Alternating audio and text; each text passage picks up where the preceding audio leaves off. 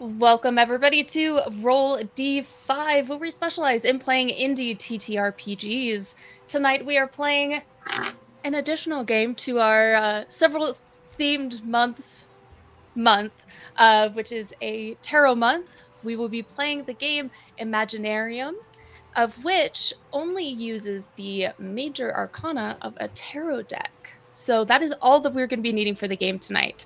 But before we get into the game itself, I would like to have everybody introduce themselves. But my name is I am Aundawyn, and I am director producer over here at Roll D5. And that's all that you need to know about me. We're going to talk to everybody else now. We're going to go in order that I see everybody on the layout here. We're going to start with Zoup. This is your first time on the channel. Hi, I'm Zoup, found as Zoup Machine all over the place. My mom calls me Supriya. My two claim to fames right now are I am co-GM of Game Master Monday, which plays a new indie TTRPG every session with a new cast. And also I'm throwing FOMOCon for all of you who can't get to Gen Con. Speaking of, there is a command for it right now. So if you are interested in joining, please check out the link. If you are watching this on YouTube later, it may not be happening by the time this is out on YouTube. But welcome, and we are so happy to have you here. Next, we have Seth. Hello, my name is Seth. Seth Fox. This is my second ever time on Roll D5. The first one I did was in June 2023, where it was a very fun rendition of "This Party Sucks," which, my God, treat yourself to the rules on that one. That's a fun game. But yeah, I'm a on and off tabletop player and GM for the past 5 years, doing a lot of volunteer work, doing libraries up in the Iowa, Des Moines area. Right now, here to have a roller coaster of a time with some funny, pretty cards and some wonderful people. Oh yeah, I love that. And next we have Jyoji. Welcome back. Hi, I'm the Hungriest Clone. I'm a variety streamer. I write and play tabletop role-playing games. Been playing games since around, I think, 94, 95, 96 era. God, I'm so old. We have been on here, I think, 3 times, and I'm looking forward to trying this game. I love games that are kind of decentralized, that don't have like a storyteller, that use this. I feel like this is apocryphal and doesn't use dice. It's always fun to try, and I'm looking forward to interacting with all these awesome people. Fantastic. Would love to having you back. And then we have the lovely Button. Hello, I'm Button. My pronouns are they, them. I'm Blue Button on social media. You can find me playing TTRPGs on Tales Archived, Stealthy Elf Productions, and Numinous Productions right now. Beautiful. Stunning. Okay, let me check Meet real quick. It looks like my microphone isn't being picked up in the captions. Let me fix that real quick. 1 second. I see what it is. Okay. I might just reset real quick. Nope. There we go. We got it. It works now. You can see me. Hooray. Yeah, Button, your audio was kind of dipping in and out there. Oh no. I'll reintroduce myself really quickly. I'm Blue Button. Is it still doing it? No, you're good. It works now. My pronouns are they, them. Stunning. Okay. We are going to start with a little bit of how Imaginarium works. So this is a fully collaborative, no guide, game master, anything like that. However, if there is an uneven amount of people, which I could say odd amount of people, but we're all odd in our own ways. There is an oracle, which is myself. I will be introducing some plot twists or something exciting to kind of throw people off or kind of have a little bit of an enjoyment there. Then you'll notice not everybody has character names, and that is because there are two technically like almost like branches. We have the dreamers, which are the people living in the world, these specific individuals, and they each are tied to a phantom, which is a phantom, something that's kind of like whispering in their ears, kind of having a little bit of fun there, trying to speak to these people. Whether they actually speak to them with words is kind of up to the phantoms if they would like to choose to communicate in that way or not. Our particular world is interesting. There is an apocalypse approaching. And this apocalypse is brought on by a split of factions. For the best terms that we could come up with possible is solar punk versus steampunk. The steampunk world itself is contributing to environmental factors, which is leading to the apocalypse, the coal in the air, the fires, the smoke, the everything that is bringing destruction. And the solar punk have a really deep connection to the earth itself. And whether they feel like they are able to stop the apocalypse or whether they kind of just want to live out the days that they have left kind of depends. But there was a being. I think was it the Empress, the one that we pulled the card that we were having issues with flowers? Is that who it was? No, the High No, Priestess. it's the The High Yeah, Priestess. Thank you. The High Priestess gave essentially a warning of what is to come, but people became a little bit obsessed with the imagery itself rather than the messaging of the High Priestess. And within the card, there were a lot of flowers. And this is pulled, thank you. This was pulled directly from us creating the world where we were obsessed with trying to figure out the meaning behind the flower that was being used. And so we thought, you know what? That would be an interesting way for these people to kind of misconstrue what is actually happening by being obsessed with details that may not actually be that important. And what that means is we'll find out. So, as the oracle, I am going to begin by pulling a card. And I'm going to kind of explain a little bit of the steps along the way too, because it kind of has a little bit of a structure to the game and how things move. So, the first thing is I'm going to pull a card. This represents how and where the scene begins.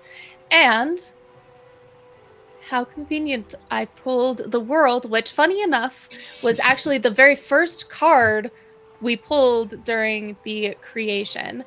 And I kind of already explained a little bit of the world itself, but because we're going in the way, the turn order essentially is in the way that I see everybody on the screen and how you see them in the layout, which we'll be starting with Zoup first. Zoup, you are a phantom.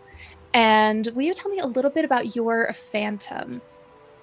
Well, my phantom doesn't have a name, but I pulled the Judgment card for understanding who my phantom is. The person my phantom haunts, they are his dead lover. Sometime in the past, I'm not sure if he loved them back, but they loved him. And their deepest desire and the one thing that'll let them rest finally is to watch him reach his dearest goals. What a beautiful phantom. And then, Seth, tell me a little bit about your dreamer. And that's kind of where we're going to start the scenes, is with both of you. Absolutely. I am Karen. I am basically this hulking collection of earth, rock, grass, a little bit of plants, I got like this little collection of like flowers that I picked up on my travels that I just let kind of grow on me. Just kind of like, doop, and then you go here now. Karen, they just so happen to be that lover that the air phantom is connected to. They, I like to think that Karen kind of like just wakes up from like this dirt pile, kind of just like kind of goes up, kind of just stretches for a bit, and like, ow, okay, and then kind of just takes a moment to like set the get their bearings a little bit and be like, oh, we are hurting today. That you probably are. And with the rest of how turns will go,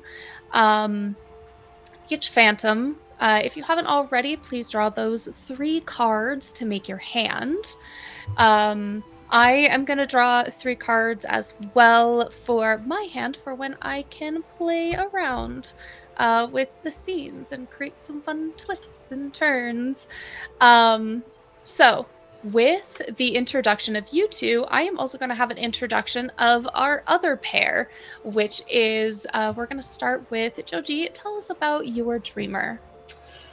All right. Yazoosh is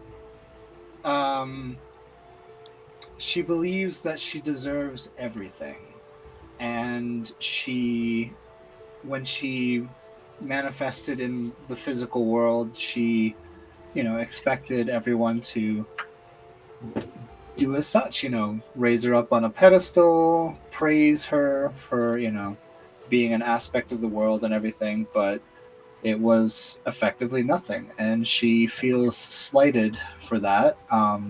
She hid her appearance to appear as the people of the world. Infiltrated, figured out what the people that were tied to the land, what their deal was, and just slowly kind of integrated herself, giving herself more power, putting herself in better position to basically live a life that she thinks she's deserved. And I think she knows or understands the warnings that the High Priestess gave, in that she is somehow tied to her, a family member, a sister, and has chose to ignore them because, she will live this life that she wants, and if ruin falls to these people who didn't praise her and didn't love her at first sight, then, fuck them. Then sucks for them. And then, Button, tell us about your phantom. The High Priestess, Phantom, sits upon the shoulder of Yazoosh, where the sister, the dreamer living in this world, is representative of water. This spirit, this phantasm, is representative of fire.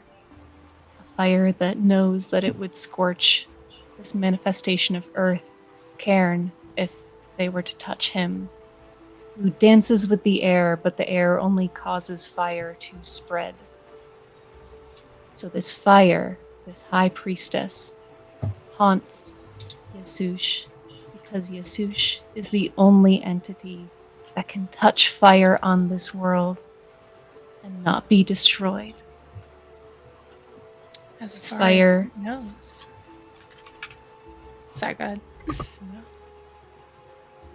Knowing that it can touch water without destroying that water, and that the water can destroy it, is what draws that spirit time and time again to Yazoosh, who I think is not unaware of the presence of the flicker of cinders as she passes.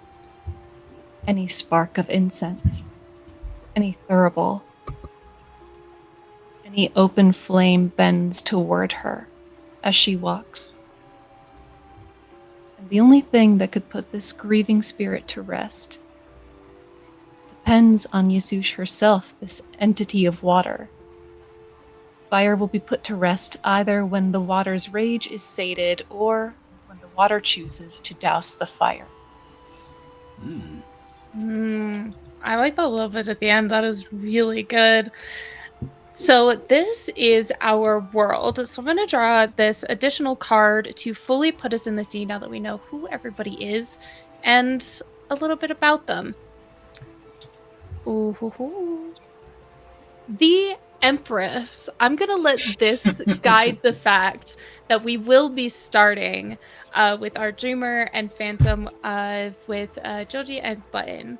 We're going to have you two start, and I guess kind of like a question to really start the scene, because the fun parts of this card is the throne itself. There's all of these trees and what feels like crops and just almost beauty, which is a little bit representative of kind of both of you almost sitting on like your own throne of understanding. But where are you and what are you doing as you probably get more and more reports of like the air feels heavier, it's a bit more clouded, some maybe restless complaints that they're not feeling happy about? I think. Oh, what am I getting audio from? That's really weird. There's like clicking, clacking going on. I was gonna say Is I that heard just something me? weird too. No, I heard it. There's a man. Let me just go ahead. I think Yuzush is literally kind of laid out on a chaise longue in the middle of a field of just it. It's probably crops, but there's just interspersed everywhere are just sunflowers, just all around, which she just every time she looks at them, she just hates them. And they're, you know how sunflowers like they'll follow the sun, they'll face the sun as they walk. They're all turned at her, and it annoys her to no end. Like she spun it into this sort of like, yes, I'm very important. Look at the sunflowers; they're facing me. But she knows the real reason is because the source of them, this phantasm that's been haunting her, has is sending them as a warning, which she's blatantly ignoring and kind of leaning into her own devices. And I think she's in the middle of there's an artist there who's working on like a pamphlet or something like propaganda that she's going to send out to these farmers, these people that are connected to the land. But also she's working on another pamphlet to send out to these fishers, these people that are roving the oceans, that are polluting, the reason why the air is heavy, why the dust is blah blah blah, and maybe stoking them to anger, to just hasten this ruin that's approaching the world. So she's like, no, make the farmers look uglier, make the land and the plants and the animals look beautiful, but have them hunched over, terrible features, make them look ugly. We want the fishes to be angry, and the artist is like, erasing charcoal drawings and just like redoing, and there's like piles of just like crumpled up art on the ground and everything, and she's just like beckoning someone from a distance to serve her a drink of something, and she's just kind of berating this artist. It's like, no, you have to make this like more terrible. It has to inspire fear. We want this to evoke emotions, to make them angry, and we want us to look better in our own eyes to ourselves, right? And the artist is like, doesn't quite understand, but it's like, of course, Yuzush, yes, of course. And like I think there would be a good spot for the Phantom to pick a card that has like one of the 3 cards that you picked, based on your own intuitive interpretation, choose the card you think would result in the most interesting outcome for this action.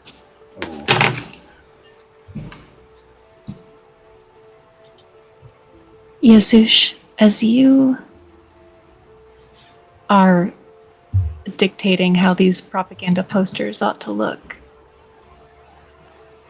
there is a cigarette in the artist's hands. And as the artist ashes, you watch the ashes flicker toward you and toward the sunflowers, as I'll give you the death card.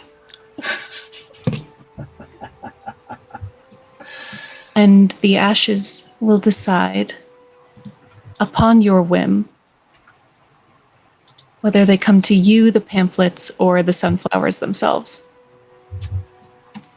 And with that, a little bit more of kind of like how the scenes kind of work and progress is phantoms, you don't have to wait. You can play and do a card at any time giving a compel to act. And as well as the dreamer, when you receive this card, you can also interpret its contents to determine how you'll perform the actions and what the outcome looks like. You can also declare, you must also declare if your action was a success or a failure. Success means that you get what you want. Failure means something has gone wrong. If you fail, however, your phantom replenishes their hand by drawing 2 cards. Okay, I think then the ashes swirl. It's almost nightmarish to her. I think with the fact that fire, it bends toward her, and like everything is just any sort of like of that element just evokes anger in her, like as it just seems to like be headed toward her, driving toward her. The ash, he like ashes his cigarette, and it swirls in the air, and it forms that figure of the knight on horseback, kind of leaning towards her, and for her the clouds overcast, and it just gets dark, and she kind of shifts in her seat, in terror, and she shrieks, and the artist drops his cigarette, and the pamphlets, the 2 that are perfect and would be great for this, are immediately set on fire and burn. And I think it's a combination of her fear and anger, anger at the artist, who I think a combination of him hearing the shriek and being berated even more, he runs away. Like he literally he's just like, fuck this, and just like runs, and she has no artistic talent and can't recreate, even though the things that she saw are perfect. And maybe I don't know that she would run after him, and she's too comfortable. She wouldn't leave the chair, and she's just like, ugh, and swears, and that's what happens. So it almost feels like a failure because the absolutely ran away. Yeah. All right. Well, since that is a failure, 2 cards are drawn, and we're gonna move on to our other dreamer and phantom. Let's see. I'm gonna see. Okay, since we haven't like collided the 2 groups yet, I'll draw a card, so then it kind of sets a scene for you guys and how you want to interpret that, and we'll kind of do that same thing until everybody meets. That is the devil upside down. And I'm actually going to put this into our dreamer's hands on how you would interpret this to set your scene. The dreamer upside down. Okay. Or it's the devil upside down. Yeah. The devil's upside down. You're the dreamer. Whoops. The devil upside down. I think with that in mind, I would say that right out of the gate, that sounds like going to the source of the problem, trying to trying to basically just cut the head off at the snake, and obviously not fight it. Obviously, I'm not. It's just Kieran's not interested in really fighting anybody. They're not here to do that. They're here to talk. So they are basically just going to start scoping out the scene to figure out who's in charge around here, to see if and just seek an audience with whoever's in charge. So Excellent. Kinda I think just- that's oh, sorry. Finish. they're kind of just full on, just casually, just walking about the civilization, trying to figure out. I hand you the chariot, reversed, Ooh. which is directionless roaming, losing control despite attempting to force outcomes. Mhm.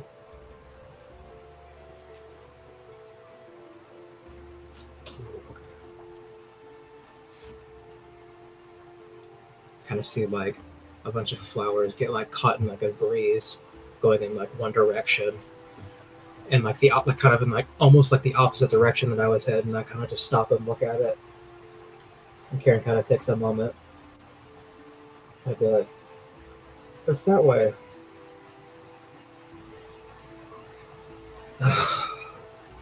All right. I basically just start going the direction that the wind is going. So it sounds like it would be a success if you're listening to the Mhm. direction you're giving. And we will continue the loop until we get everybody back. So we're going to go back over to our other group. And I will do this. You know what? Yes. Ooh. With that, to start this continuation of your scene is Wheel of Fortune. We're playing a new game Is now. is it up or It is up. Yes. Okay. There's some really cool animal imagery, almost like a sphinx, some birds, cow with wings. I think then, I think Yuzush is. Oh, the question here too is has time passed between these different scenes? I would think that they're happening in tandem until you two meet. Okay, so this is literally right after like Mhm. the artist ran away and everything. Okay, so I Yeah. think then,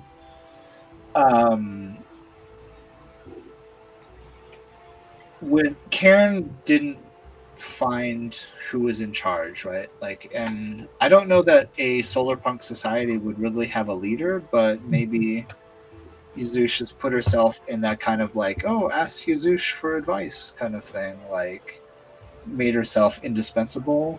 So not quite a leader in title, but like everyone will go to her kind of situation.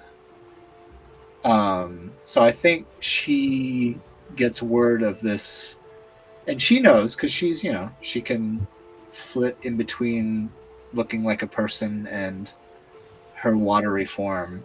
I think she hears of this man of earth and rock, and she's like, well, we have to see what the fuck this is, and rushes out to go meet him. A man of earth and a woman of water. This has to be something important, right? And whether that's for the good or what she wants or not, she still has to figure it out and encompass it and control it and put it to her favor. So she rushes out to kind of see what the fuck is going on in where are they meeting? In like a garden maybe, or like a courtyardy kind of like a flower garden. How fitting. Phantom, how would you like to throw a card in? Button has been like I know. And I can see it in scheming. their eyes. Yuzush, you run with perhaps less composure than you might otherwise had a sunflower garden not ruined your propaganda with an artist's cigarette. And so a little perturbed. You are perhaps unprepared for what would normally be your role as you receive the Hierophant reversed, and where normally two individuals bow to you, they are instead above you somehow. This is not the way of things. You are supposed to be put upon a pedestal, and yet you have been frazzled somehow. And I would love to know how you interpret this reversed Hierophant. Definitely she rushes in assuming something is going to benefit her. This is a destiny that she's like, oh, this is my opposite in a way, earth and water. At least in this world, which is, covered in water and everything. And she sees a man very humble, very understanding, interacting. The children are like, oh, who's this person? And they're running around him, and, he's picking flowers off of himself and putting them in their hair. And the most intense anger overcomes her, like this, how is he getting this? He's just arrived. This is what she wanted. This is what she's desired for so long. And he walks in, and immediately this is her, like it's a slap in the face. How does she respond? I think it's platitudes to seem on Karen's level. So she says, welcome, man of stone and rock. Welcome to the world of those who would save this land, this world. Welcome. Are you in need of food or water? A lodging? Would you consider that a success or a failure?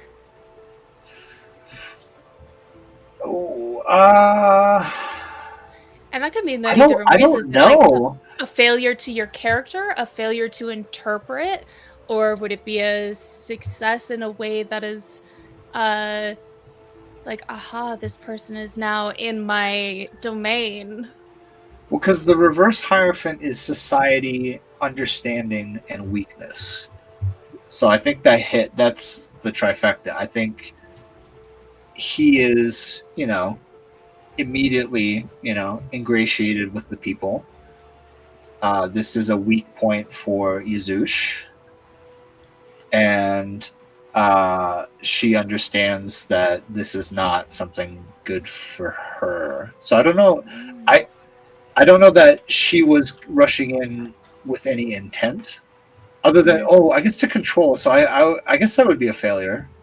Kind of a lack of control. Yeah, I think. Okay. Well then, let's move on to Cairn. I also just real quick, I remembered. I think the Phantom is supposed to give one little detail at the end of the. Oh, that's right. Yes, an ad, an ending. Yeah. Thank you. Yes. Thank you. And I think so. As I draw the two. Sorry. I'm sorry. I'm so sorry. I think now that two. Isn't it also that when two failures happen, like a twist occurs, or is that? Or am I? I'm actually holding on to that. Oh. Yeah, I think there were. Mm-hmm. Zoup, do you want to add an ending thought to when Seth first finished their scene? Since we kind of passed over that. No, because we're in a new scene now, so I'm gonna do it from now on. Okay. Thank you for calling that out, though. I missed that bit. But yeah, Fabula, what is yours at the end? Zoup, would you mind if we did this together? If we built that last moment together? Okay. There are the two figures bowing to the Hierophant, but in this case, they are above the Hierophant because it is reversed. Oh. I think that these figures are the phantasms, are the phantoms themselves. interacting with each other for a moment. Oh. So what is the wind doing as this entity of water approaches the entity of earth?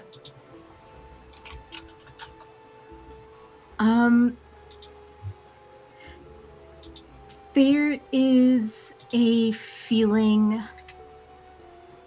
of like a shield in front of Cairn. A wind wall, if you will. Not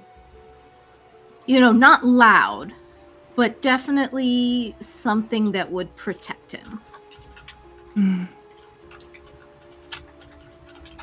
You protect your lover who still lives, and behind the figure of Jesus, there are braziers on 2 pillars behind her, and they flare, cinders sort of flickering out toward her for just a moment. And I think because this was a failure, her feelings are revealed in that little moment of the fire blazing outward, threatening despite all the words of welcome.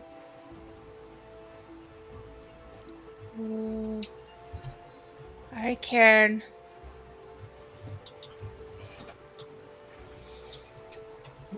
Karen kind of looks up at up at this watery woman. First instinct was, oh, they're kind of hiding the fact that they're elemental, whereas Karen is just as earth as it gets, nothing of flesh on him. Just the thought. So for context, I forgot to mention, for Karen, I drew the Fool, and I interpret that as naivete, just full naivete. So it's not that Karen doesn't care. Say that 5 times fast. It's not that Karen doesn't care about how he looks. They just haven't thought of that. It just never crossed their mind to, oh wait, no, I look a little out of place amongst everybody because I'm just a big old rock giant. But they kind of brush that off, and they kind of see like a conflicting of like big fire, but also a welcoming voice asking if they want housing or food or water, and they kind of go, huh? Oh no, sorry. Hi, no, I don't eat, but thank you. That's very kind. I'm actually here I'm looking for somebody to talk to who kind of. Sorry, I haven't been to town a lot. Kind of just trying to figure out who to talk to, I guess. Well, before you respond, Zoup, I'm going to have you do your action as the Phantom. So I'm trying to decide.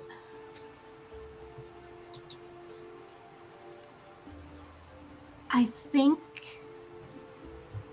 that I want to give you the Devil Reversed. Again. Which is awareness, breaking free, empowerment, releasing the limiting beliefs. I think as the air passes by you, it brings you see things sharper, and you understand more about who this is and how whether you need to stop her or join her, that's up to you, but it's all much clearer to you now. The Fool falls away, and understanding is there.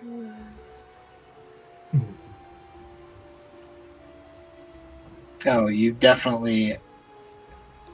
I think maybe the braziers definitely, like, just a halo of truth and, oh, this is not kindness. This is hatred and evil and...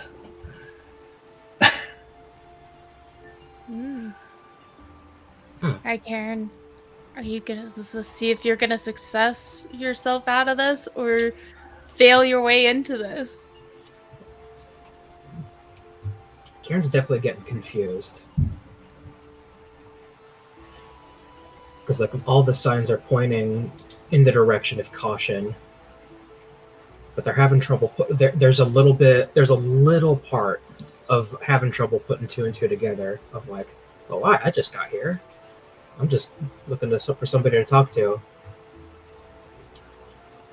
So Karen's going to kind of take some moment to look down at themselves for a little bit, and they're gonna. Karen kind of like shakes off a little bit of rock on his leg, and it kind of comes off, and intentionally make himself a little shorter. Just to be less imposing. Kind of brush off a little bit excess pebbles, and then kind of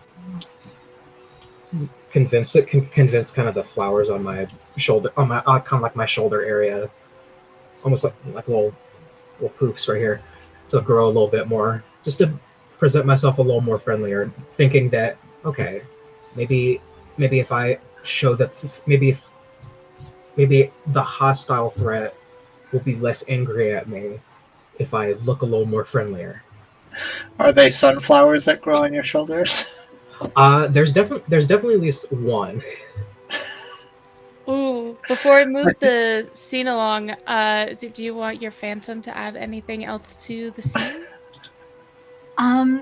Before we add to the scene, can we see how what the response is, because I think that's going to determine if it is a success or a failure, and then I'll add something. Let it be so. Okay, I got there's a menagerie of flowers, but there is definitely a sunflower. Yeah, I think even the one just tips her over the edge. And she kind of does that kind of when a vampire is shown across in a movie, kind of like, and just like, yeah, it's very apparent that like anyone watching is just like, oh, what's going on with that? Like, and I think maybe the populace or anyone that's around is just like very confused at the response. You know, like these sunflowers have been an indication that we're doing, you know, as a society, we're doing so good. We're you know, protecting the world, we're saving the world and everything like that. And like to have her like viscerally react is just I think she turns away and like grimaces and then just kind of like nods and tries to walk away. Like mid conversation, she's just like, no, like it's too much for her. Does that count as a success or a failure for you, Karn? I don't know.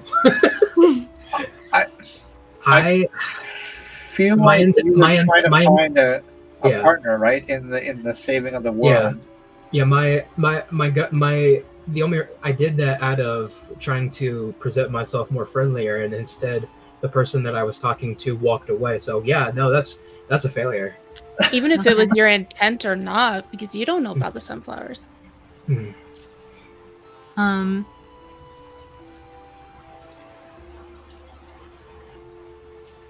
I think the sky darkens a little.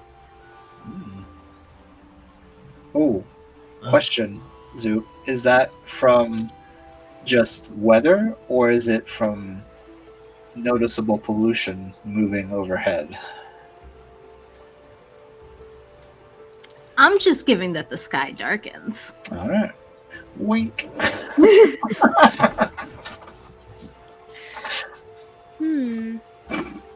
I'm still gonna hold off on my twist.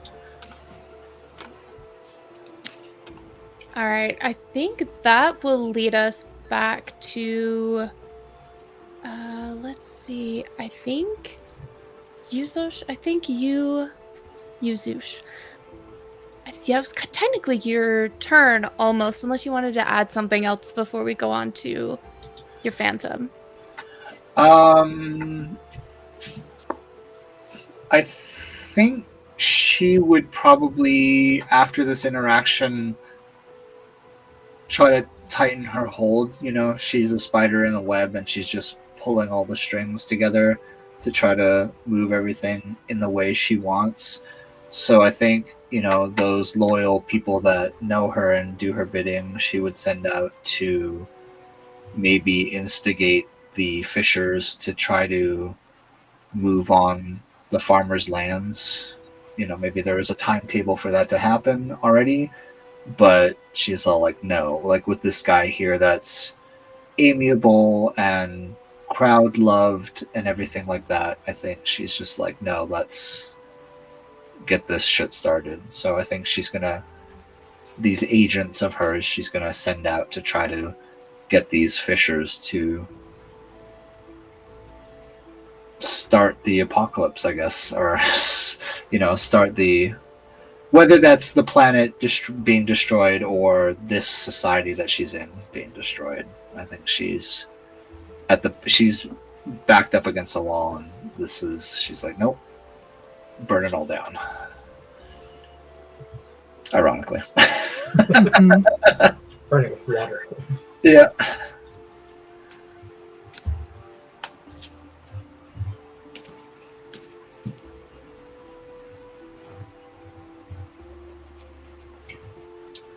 Oh. Am I being Oh, sent? and I can't hear you.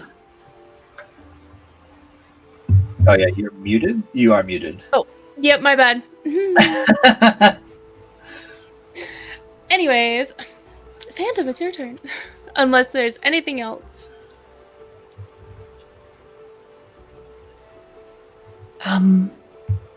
Yasush, does she vocalize or the burn it down? The intent to burn it down, is that vocalized? Is that expressed to anyone in her vicinity, to herself? Or is it internal? Yeah, I think she would. I think after she sent these people out to do the things that she wishes, I think she says, like, if I can't have what I want, then burn it all down. I think she says that out loud. You tell your underlings to burn it all down. As the sky darkens, there must be light somewhere else. As they light torches and head toward the land of the farmers, the little fertile ground in this world, one of your pamphlets from your artist earlier in the day travels on the wind as you are faced with judgment. And there is an image of you above so many, and that image, the fire tries to pull your direction, tries to show you, but it is up to you whether or not you interpret it this way or not. Little cinders from the braziers that follow you on the wind crown above your head. It is trying to say that this is you, but that is up to you whether or not you view the pamphlet in the same way. Oh, does the pamphlet come to me? Yes. Oh. As you are handed a torch of your own. Oh.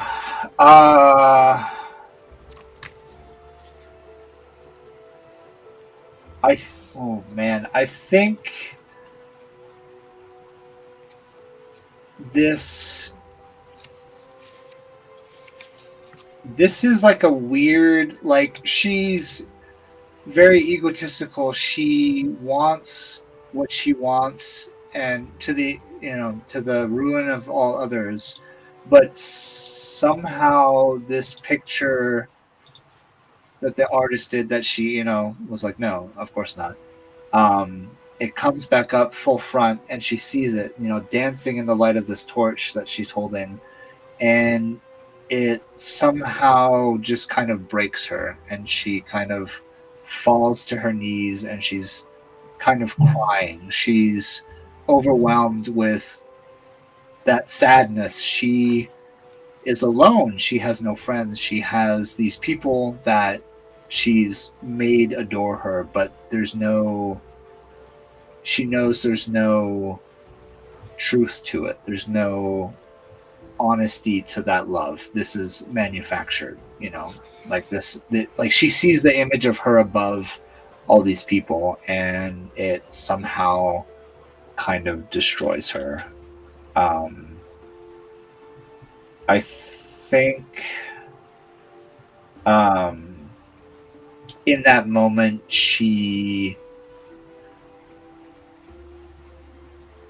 I don't know, it's overwhelming. I think she's kind of struck by, she's kind of it's an avalanche of just like, why am I doing this suddenly? Like that's what she wanted, but she doesn't have what she wants.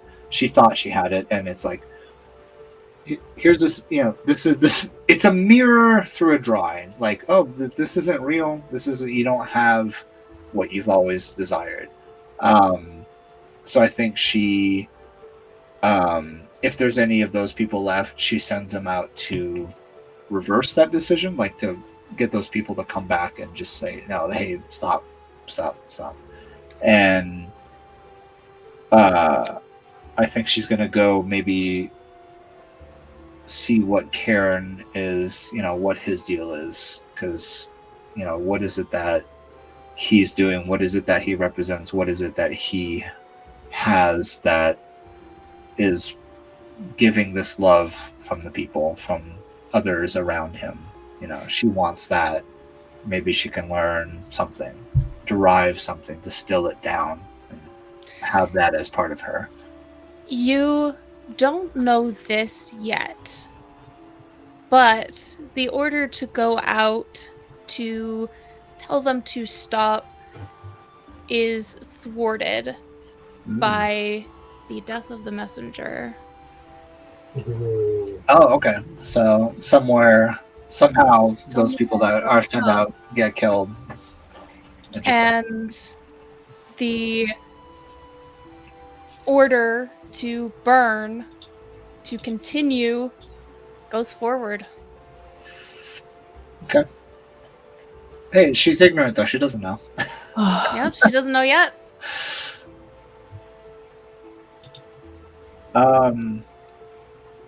Button, what's the follow-up?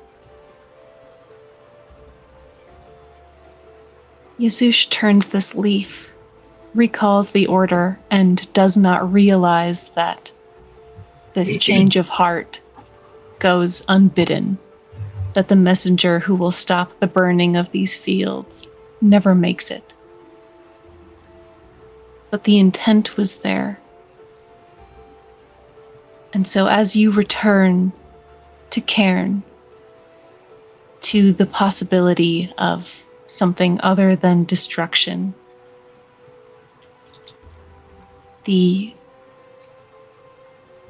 braziers in this space where Cairn awaits you, they dim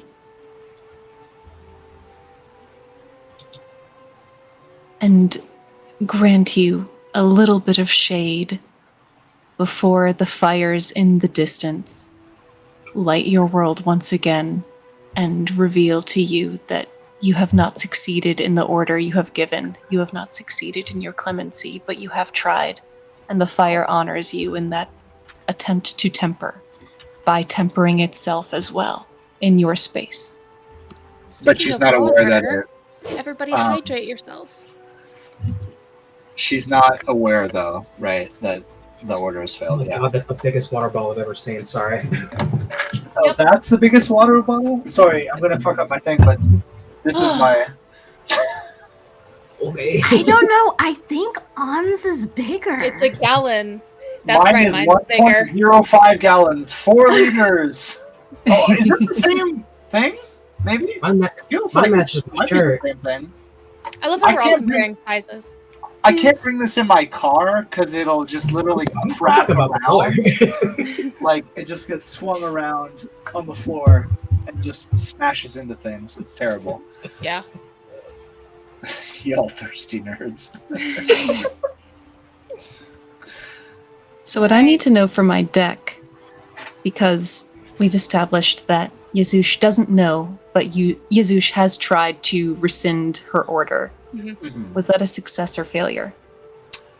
I didn't realize I was just kind of like narrating what happened after the fact. I didn't realize that was another scene, so I would say that's a failure, honestly. I was gonna say I almost purposefully gave you a failure.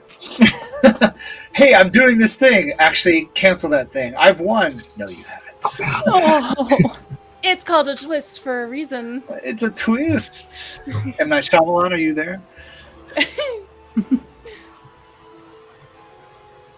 Alright. And let's see. I believe it is back to Karen. So I have one quick question. Did Zezush, where did you say the burn it all down line at? Did you say it like as you were leaving or like further away? No, I think in her own kind of space, like her own room or something like that, where she had her agents there with her. Oh, okay. Yeah, and I don't know if I said it incorrectly or I was describing what I was trying to do was she was sending messengers to the fishers. Oh, right. The people who live on the sea to kind of attack and run rampant in the spaces, like the islands and the lands that the farmers live, kind of thing. Okay. Then with that in mind, I think while that's happening, Karen has kind of like navigated to like the center, like the very, very heart of this little town, this little village, or what have you.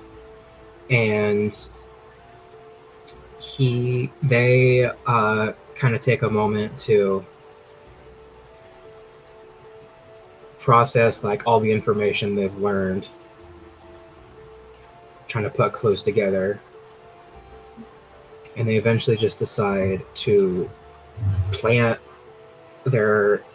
each foot into the ground, almost like they almost take on like a tree, like tree trunks, and like just I try to connect with the earth again to try to pinpoint where the hurt is where it's hurting the most, so that I could go there to basically, all right, I have the wrong approach. This isn't going to work. I got to do what I do best. I know the earth. Let's talk to the earth. Where does it hurt?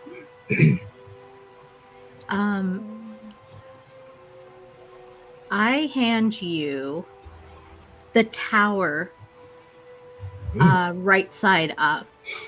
Destruction, abrupt change, lightning, upheaval, revelation, awakening. Mm-hmm. The air is blowing. It is crisp. It is telling you what you need to know. Mm-hmm.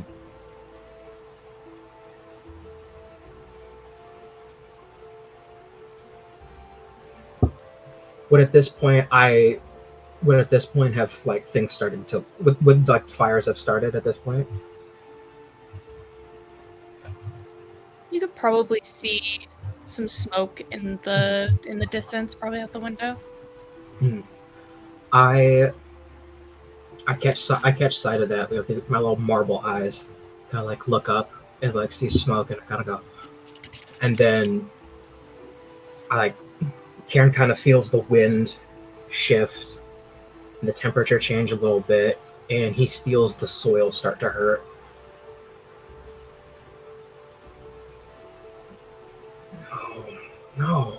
No, you can't do that. No. Kieran unplants himself and sprints to the smoke. I thought you were actually going to be able to like transfer yourself through the earth. That would have been wild. Well here as I sprint, I gather more earth under me, kind of like absorb it a little bit, and as I run, I get bigger. I grow. Oh, that's cool. As I just accumulate more mass and more earth to be like, come with me. Well, it's okay. We're gonna make it better. Just stay with me. We can do this. I'm just full sprinting, probably terrorizing everybody. But Kieran's priority is right. Things have hit the shit has hit the fan fully. Time. No more words. Time for action. So full sprint, accumulating mass, running. Do you want to add anything to that, Phantom?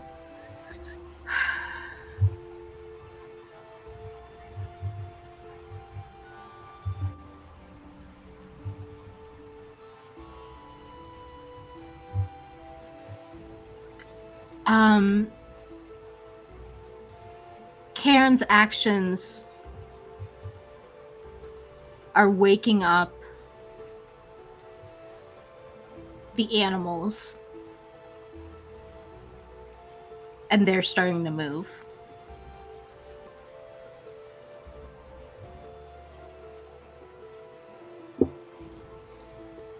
And before we continue on to the others, this isn't part of like a twist. This is just the Oracle themselves continuing with the apocalypse.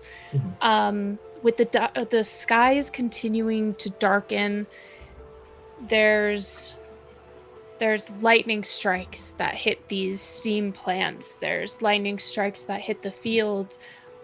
Fires are becoming greater and greater. The weather becomes just unruly and horrifying. Cracks of thunder. There's fire tornadoes, like those things that you've never seen before but have maybe felt in nightmares, continue to ravage, but at an unpredictable pace. And for any of those worried about the animals, don't worry, nothing will ever happen to the animals. But we are actually going to go and take our break there before the rest have to continue seeing what they will do to stop or be enveloped by the apocalypse. So we'll see you in a few minutes.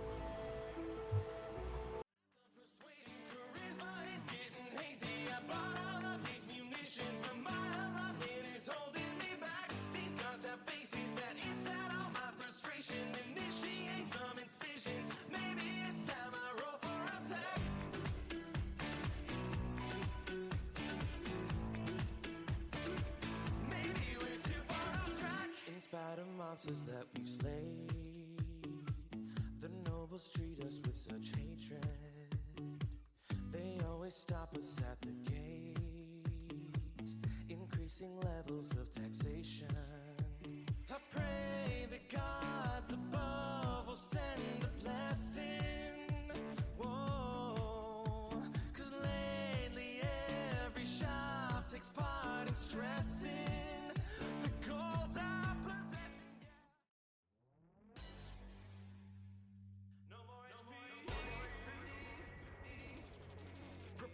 Battlegrounds, level ones in the crowd. Not many are allowed. One crit could bring them down. So squishy from the mold. They're weak but very bold. Took hours to propose, but seconds to dispose. Who starts this alone? You sadist.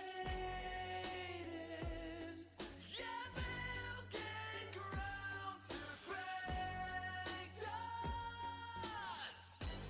Oh, it's too easy. Killing off the players level 1 PC. No longevity. Falling off too high a tree. No more HP.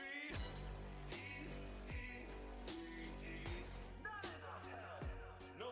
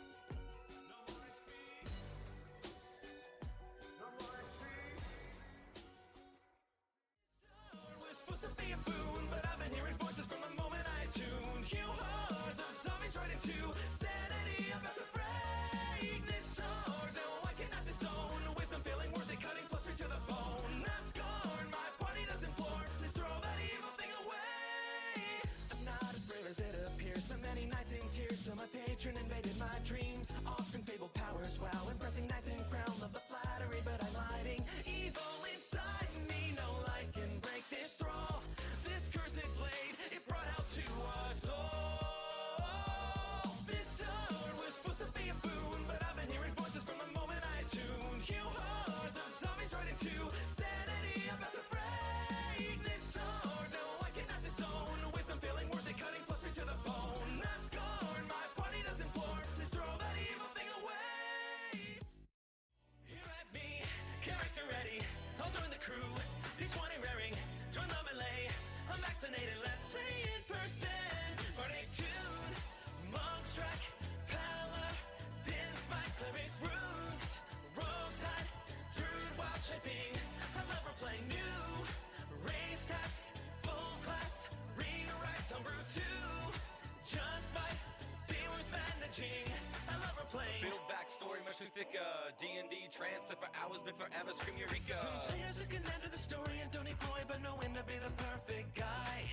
Engaging with the mission as we go on expedition. It's so awesome, I'd roll 9 to 5. Not bitter if we die. Glimmer of the prize, that would bring us back to life. All my dreaming guarantees that if I do accompany, I'll fit in better than these rice. Here at me, character ready. I'll join the crew. D20 raring, join the melee. I'm vaccinated, let's play in person. Party tune, monk strike, paladin spike, cleric roots, rogue side, druid wild shaping. I love role-playing new, race stats, full class, rewrites, homebrew 2. Just might be worth managing. I love role-playing. I love role-playing. I love role-playing. This group is homicidal. NPCs got no vitals. They got At crime, but soon they'll find the the DM and the cycle saving throws. Which movie beholder eyes these creatures will be their demise. TPK. TPK. Tree traps on the ground, make one wrong step. Wait, what's that sound? TPK. TPK. Monsters are so burly. Resistance makes them sturdy. The dungeon crawls a non-stop brawl. They waste their big spells early. Which would be too easy. A quick end would not please me. The slow descent into madness is payback for NPCs. It's the sovereign glue that makes the arrow stay in you. TPK. TPK. This boy just rolled their saves. I guess today won't be the day. TPK.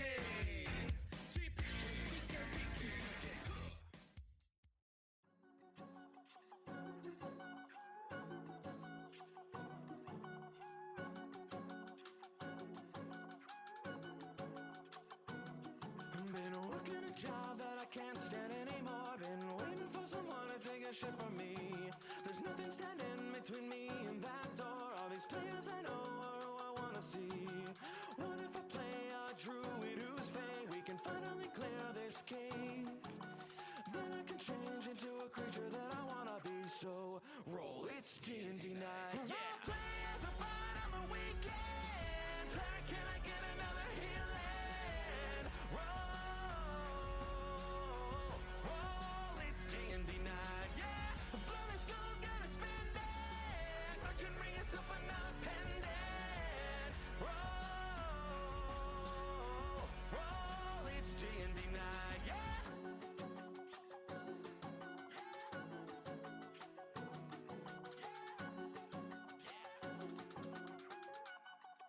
It's D&D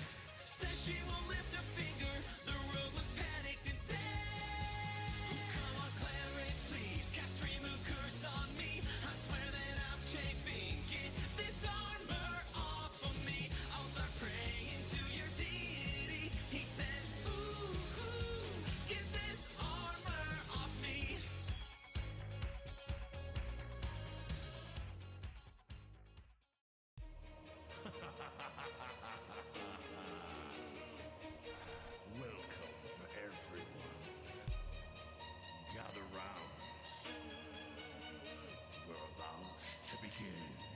Cause they have them supple demon wings, hooves with the fur, the whole cult of summon and blur. They'll snatch your soul, next thing you know, drunk you be low, low, low, low, low, low, low, low. Till dancing in chants, signing blood on these contracts. They caught up in a hellish hedonistic trance. They'll snatch your soul, next thing you know, drunk you be low, low, low, low, low, low, low, low. Hey, I never summoned something like this before. This crazy demon's out of control. Had a feeling that I may not get to go home. There's no escape, they stole my soul. I'm down below, they meant to go unpreferable. I'm such a fool. Hold up, wait a minute, do I see what I think I won't? They began to start eating my soul. This ain't part of the ritual. Chaos reigns, I'm in big trouble. Tried persuasion, demon said no. Told them I'm enjoying keeping my soul, and that I would trade them all of my gold. Demon just laughed at me, didn't say more. Guess I should read the next contract in full. Cause they have them supple demon wings, hooves with the fur, the whole cult of summon and blur. They'll snatch your soul, next thing you know, drunk you be low, low, low, low, low, low, low, low. Till dancing in chants, signing blood on these contracts. They caught up in a hellish hedonistic trance. They'll snatch your soul, next thing you know, drunk you be low, low, low, low, low, low, low, low. Hey, demon, what I gotta do so I can go? My dear made it clear I should hit the road. Matter of fact, contract should be rewrote. Patron pointed out a couple things to know. 1 pack, come on, 2 packs, come on, 3 packs, come on. That's too bad, my soul remains all intact. Cause of that, you're gonna need another draft. After I told them it was straight inferno, I knew it was over. I found a loophole that proclaimed me my soul. It's highlighted in bold, the rich couldn't control. So I started to get up and roll like a stroller. Right out the portal, then closed it. Sorry, I had to inform ya. Just keep in mind like a warning if they show you their supple demon wings, hooves with the fur, the whole cult of summon and blur. They'll snatch your soul, next thing you know, drunk you be low, low, low, low, low, low, low, low. Till dancing in chants, signing blood on these contracts. They caught up in a hellish hedonistic trance. They'll snatch your soul, next thing you know, drunk you be low, low, low, low, low, low, low, low.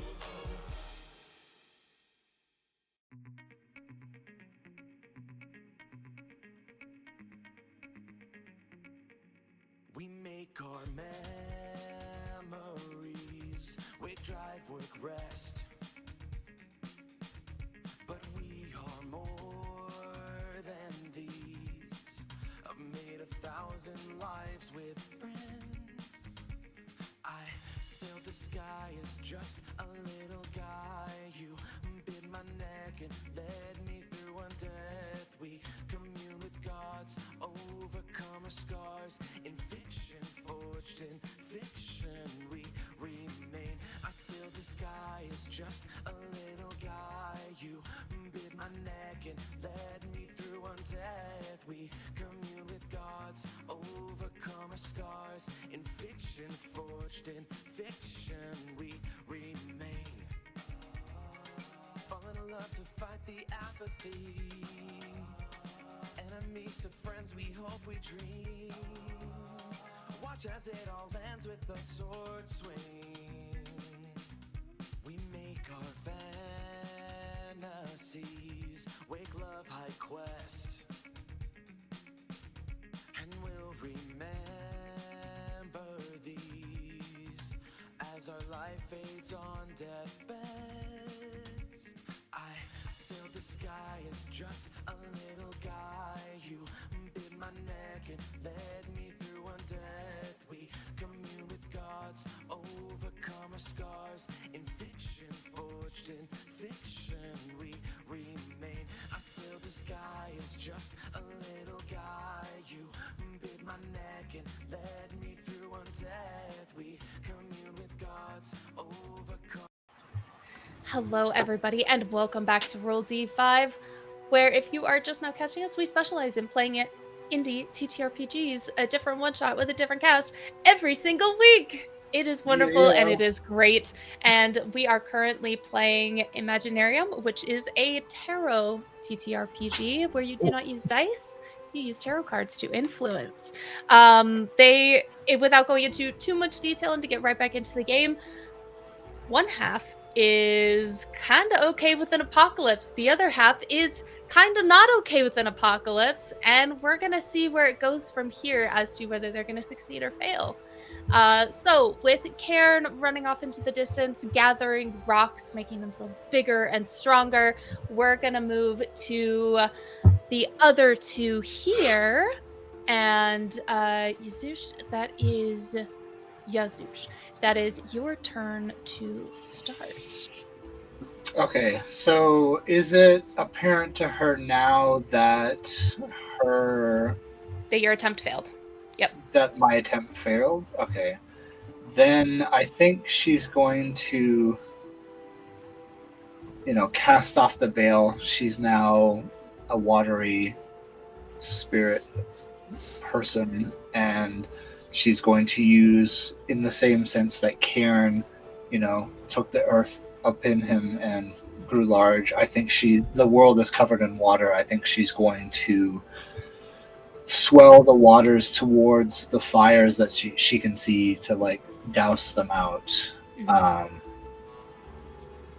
Not in the sense that that she was always kind of annoyed and angered by like braziers like flaring when she entered, or fireplaces leaning toward her, kind of thing. Mm-hmm. This is more as a desperate kind of like, oh, I do have a stake in this world. The safety of it is actually important. And I think she, in that moment where she kind of fell down, I think she realizes that, this has been a fool's errand. I won't get this, and destroying all of what is their existence is not. Mm-hmm. This isn't a thing. So she swells the waters toward the fires in an attempt to put them out. Go for it. So during setup, the phantoms answered what it took to put their grieving spirit to rest. And if the event happens, the spirit raptures. The fire would be put to rest either when the water's rage was sated or when the water chose to douse the flames. So, as Yasush, in her true watery form, floods over the fires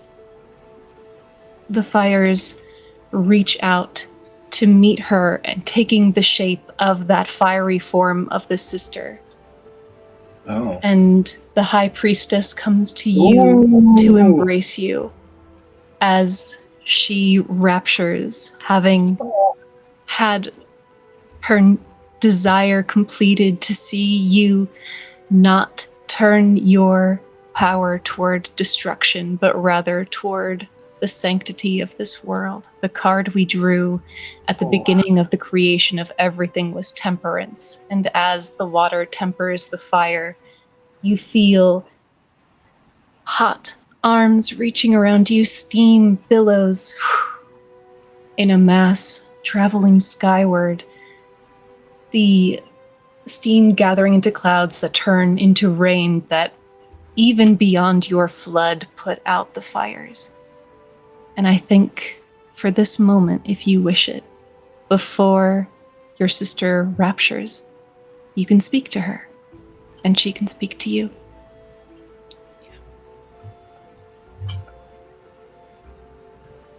I'm sorry. I was a fool. And I hated you while I existed here.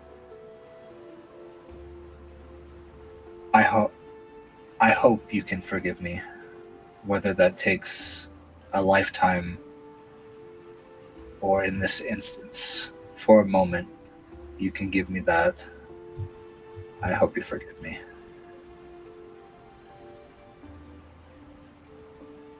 The steam grows thicker as the fire that you hold wanes and grows smaller. This is, you realize, as the embrace bends, a younger sister receding younger and younger, smaller and smaller in your arms as you put her out.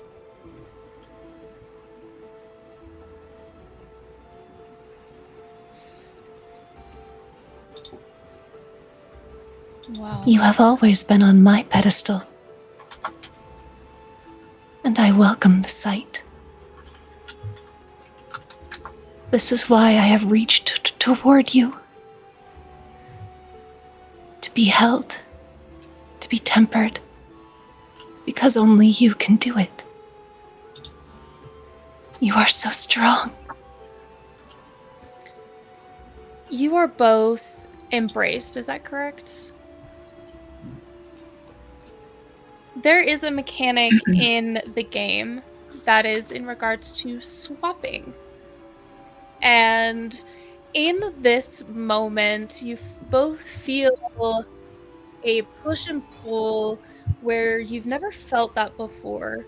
And it feels deep within you where probably maybe that's where your soul is? Is that what it is?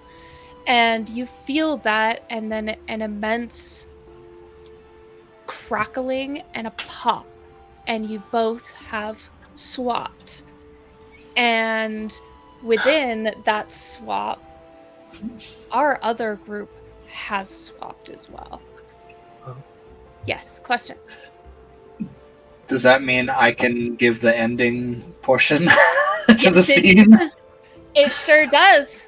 Okay, I think as the sisters embrace and there's just a swell of steam, those darkening clouds, they have just been pushed aside. They've been blasted away. There's like whenever you see like in an anime where like some force blasts away and there's just like the clouds like part kind of thing. And I think the same thing maybe occurs like if there were evidence of like pollution or just degrading of the water around these islands. It's just like blasted away in that instance as they swap. And for Cairn and well, actually, Zip, do you have a name that you would want for your dreamer? Yeah, Zephyr Breeze. Zephyr Breeze. All right, Zephyr. Okay, that's right. You did tell me that, and I forgot. So this swap happens with you both as well. So almost mid-run and mid-following, this switch happens. What does that feel like to you, Zephyr, first, since you are now the dreamer? So we're swapping places? Is that basically Yep, so the you are idea now, Zephyr is now the dreamer, and Cairn is now the phantom. Wait, does that mean there's just a gigantic windstorm? Maybe, that depends on what they think it looks like. Okay. I think as Cairn is running and is growing, becoming bigger, pulling up the land with themselves, the phantom can't interact with the world around, but is still like blowing the like the wind is blowing past their ears, and as like there's an exaltation of Karen is doing it. Karen is finally taking charge and stopping what is happening. There is a merge of the two, and the ground turns to sand, And as it picks up and begins swirling, that sand turns to finer sand. And then that even finer sand, like that white sand on the beach that's like so small and feels really good on your toes. And then that sand is now the air. It's now molecules of air rushing forth, and where Karen stood is a tornado.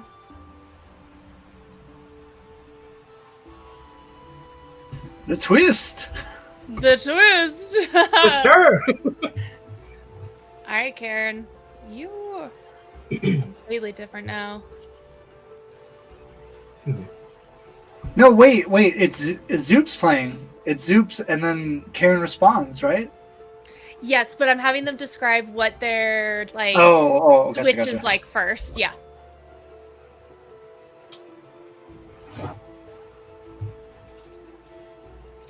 Karen is the earth.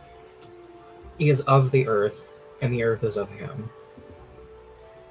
So as Karen's body starts turning into sand and kind of just like his form basically becomes the casing of Zephyr, essentially, housing them to an extent. Karen finds themselves sinking.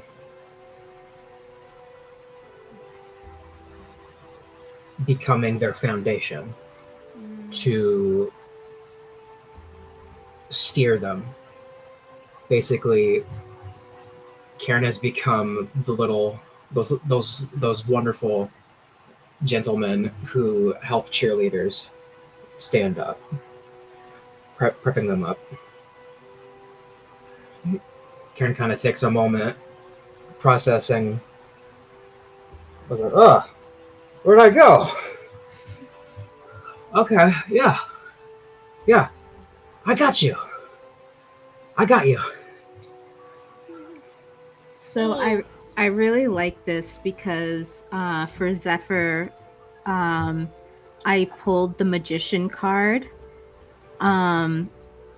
and got driven, inventive, true potential, and resourceful. And so I want to go back a little bit. I think when Zephyr and Karen were together, Karen was the fool and kind of... You have to stop me if any of this doesn't ring true for you, Seth. But I think Karen was kind of like the happy-go-lucky one, the kind of naive one, and Zephyr was the driven one. And when Zephyr fell in trying to stop an apocalypse from happening, Karen had tried to take on that mantle. And in achieving that mantle, they have somehow switched. But it's really sad because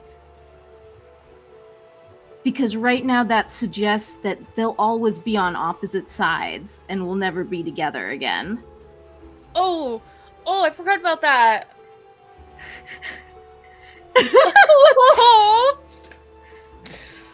Oh, that's so sad. Oh, wow. Forgot about that. That hurts. But I think something else has happened too, because in this change, I think Zephyr right now has lost themselves. They are a tornado, and they're gonna require something to stop them before they wreak a path of destruction that they never would have wanted to. I like that in the swap of our characters, it's also swapped the priorities. Which is, That's awesome. Keep going, Zoup. I'm gonna message you something. Okay. So yeah, continue the scene, kind of scenes as it would go. Actually, we kind of already did that. Was there anything else between Karen and Zoup, or Karen and Zephyr, that you guys would like to do? I think in a rare moment of clarity for Karen looks up at Zephyr as they follow their movements. Like they go forward, Karen goes forward, they kind of go back, they go this way, Karen follows, just kind of mirroring, just ensuring full stability. Karen kind of looks up to Zephyr and kind of goes, hey. I got you.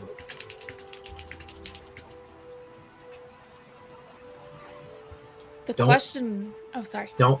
You're good. Don't... Stay in the moment. Be the breeze. That's what you do best. Take a moment. And just... be in the moment. We'll get there when we get there. All messages have been sent. Question. The one that I posted in the Discord. I don't know that because Zoup and Button weren't interacting in the void. Do we interact in the void, or is it just separate? Well, when Separate. all four of us met together. Oh, okay. I was gonna say when all four of us met together was that moment where you two kind of like recognized, like, ghost. I think, right, but no, it's less that I know, like Yazush knows Favilla. It's it's more in the ether, in the void. Do the phantoms know each other? Do they notice each other? Because you two didn't interact with each other at all. You guys didn't interact with each other at all. Is it just are we just separate entities haunting our dreamers? My interpretation was that they are separate from each other, but that can totally change later on too. I didn't know if this was one of those, like the memes were from the Umbrella Academy where they're driving past and looking different guards. I would think, knowing how things were previously, and also considering that Karen started earlier as basically a mountain-sized earth elemental, right? And we're both kind. I feel like we've kind of like gotten to that point where the fires are located. I feel like we see something happening. I wonder if maybe you don't see, but you feel. Ooh, okay. Which can also be misinterpreted and considered a failure. Maybe in the instance where... Oh, are you talking about you two? A little of both. Sorry. I meant to say, like, maybe in the instance where we were swapped, like, we saw each other swapping. Mm-hmm. Like, so the dreamers would lose the understanding of what they knew. Yeah. The overview. I like that. Us as dreamers jumping into becoming phantoms would be like, fuck. Just like, damn it. Honestly, I can see that. Maybe not knowing that that's what it is. Yeah, and maybe not seeing each other in that realm, in the void or whatever, but being like, seeing that other person getting catapulted into I like that awareness, maybe. Yeah. Interesting. Okay. Zephyr, how are you interpreting all of this? Well, can I ask for a card? Yes. All right, Karen, that is you. You are the phantom, which means you get to give a card within the dreamer's scene, and that can also happen at any time during the scene. You don't have to wait till it's over. You can just say, "Hey." So am I drawing one, or am I getting the 3 that were? You can get the 3. The 3. All right. Bam, bam, bam.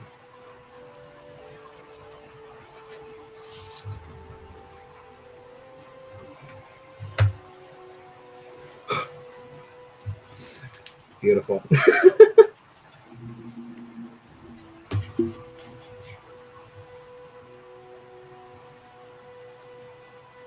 Okay.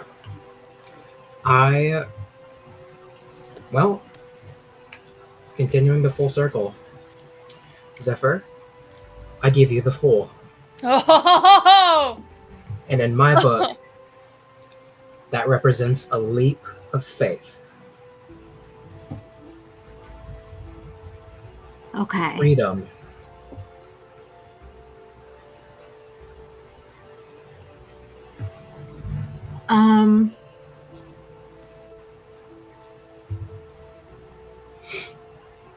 Okay. Freedom. I also want to look at what you said. It was the Fool, right? The Fool. Yeah, and I don't know if we're going off. I don't know if we're going off our individual sets and meanings, but for me, that means freedom and a leap of faith. Freedom and a leap of faith. Okay. Yeah, because it also depends on because it's also purely up to the dreamer's interpretation as well. Like you can have the intent behind it, but whether that's how maybe the dreamer happens to see it or not. Yeah. Depends. Seth, do you want to show that card again? Just so we can kind of get a. Is it? Oh, is it Molly Mock? It is. Okay. It's Molly Mock. Okay. So It's gorgeous. Before I decide what happens next, can you remind me Favilla's history? I don't think Favilla has one.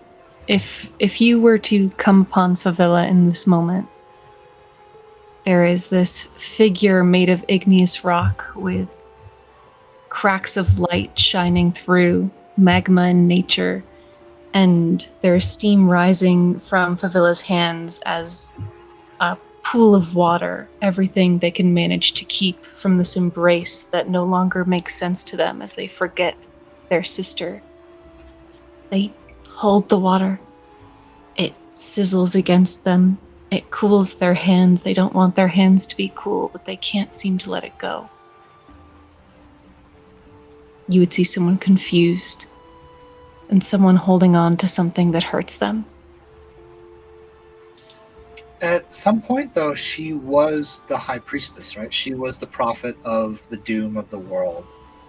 And whether that was a change in the past or via her sunflowers, that was a thing, right?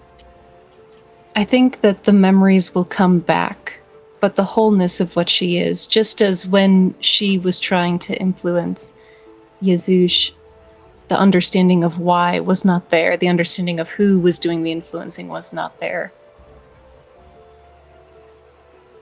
Favilla knows the water is important to her. And if she were to look up, which she would upon the approach of a tornado or a firestorm or whatever is still out there, more might come to her. But in this moment, she is staring at her own reflection, mirrored in this little pool of water.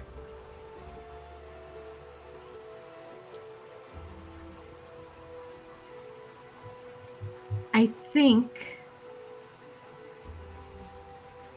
one of the other things for the Fool is recklessness and no plans for the future.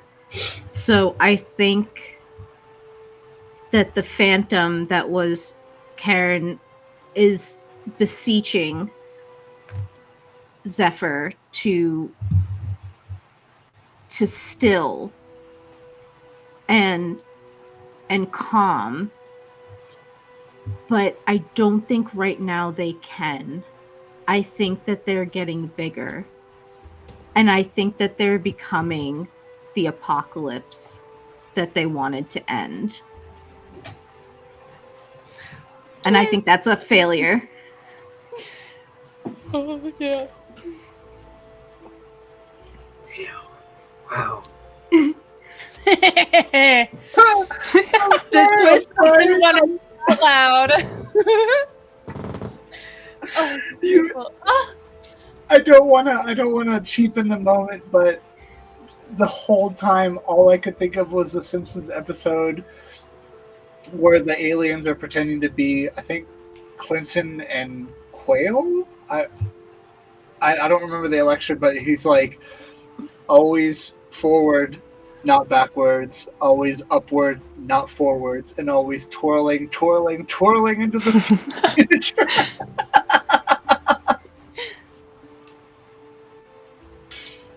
Well, But yes, destroy the world, Zoup. Do it. well, we're going to have a little bit of a shift now. We're going to be going to our newly developed dreamer, Favela. It is your turn to begin. I'm going gothic here by accident, so I'm just gonna... Favela is in this space that was a garden, and I think now is a series of shallow pools spread as far as the eye can see, the remnants of the sister she tried to embrace and now cannot quite remember. The fires have been doused. Ooh, a card has been played. The Hanged Man. Ah! So, in the basest of it, it is wisdom, trials, circumspection, discernment, sacrifice, intuition, divination, and prophecy. But this card speaks to me in that literal moment where we were together as sisters. And I think maybe there is an insight in the water, but this is up to you. Who is which here? Who is hanging? Who is underneath? The two figures reach for each other, one from the sky shrouded in darkness, the other from a deep pool, a well. And I think that as Favela holds the little remnant of water that she can carry, keep cupped in her hands, she stares deep into the well, and for a moment doesn't see her face. Sees a face that would be familiar to Cairn, but Cairn is no more. As Yezoush is glimpsed for the first time, now a phantom, now haunting Favela. And there's a comfort in that. And Favela is going to search Yezoush's face, her surroundings, her expression. In that glimmering instant, in the attempt to divine what she ought to do, asking for guidance from her phantom. Oh, would this be a moment where we would be able to talk? Or no? It says we can talk. I just never talked at you because I liked being a menace.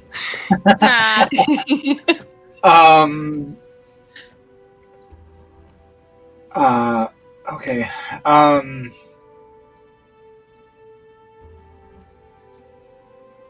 Find the engine. Stifle the wind at its source. You hear this kind of echoing out of the ripple of the water. And there's maybe a moment of clarity where this face is someone you know, but as it disappears, you're left with that instruction, that impulse to do this, not maybe knowing why. Like a gut feeling. You're like, oh, like in the moment when you saw the face, you knew it. That was, your truth. But as that memory faded, you're left with the feeling, an imperative, but you know it's something that must be done. Favala, still cupping the only means of divination, will turn on her heel and run toward the first thing she thinks might be an engine.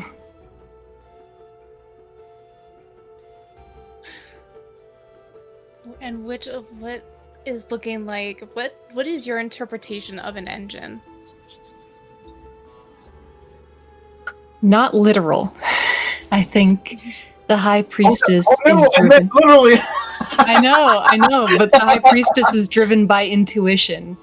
And so I think that what the High Priestess is running toward is the most powerful thing she can see on the horizon. Also, was that a success or a failure? I think it depends on what I'm running toward.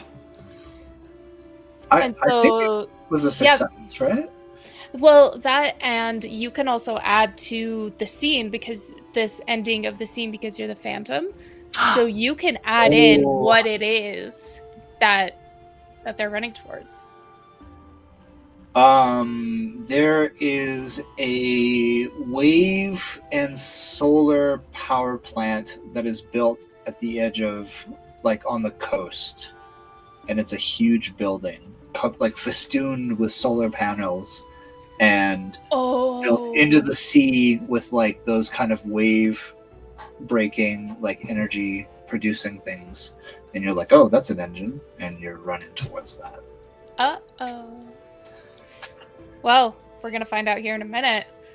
Let's get back to our dreamer, Zephyr.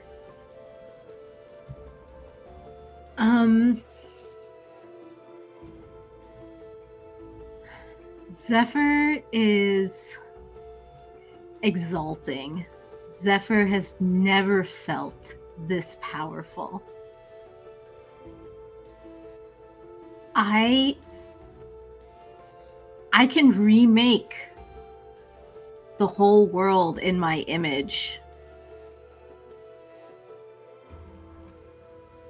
Just by twirling it all up into my essence and rearranging it in exactly the way that I want.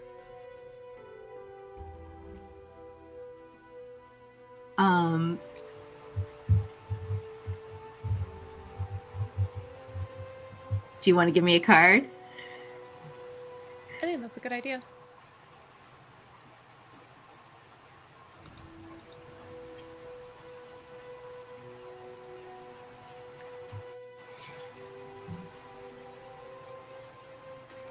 I give you the Chariot in reverse. The Chariot in reverse. Lack of discipline, single-mindedness, roadblocks. Yep.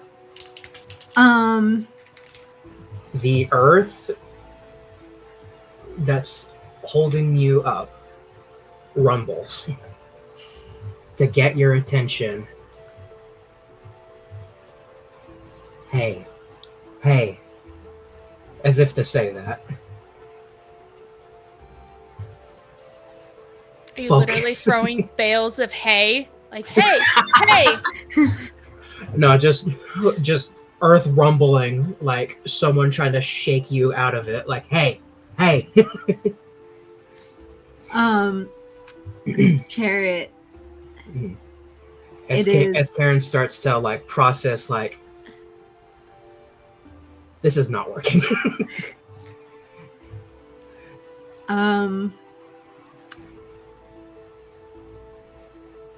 Losing control despite attempting to force outcomes. I think Zephyr interprets the call as if they remake to remake, they have to take up the earth. And they begin to pull at loose stone, at mud, sand, rocks are all being funneled into them. And they're almost starting to pull away the fabric of the planet into themselves. And they are directionless, but I think that direction is pointing them towards this solar wave plant.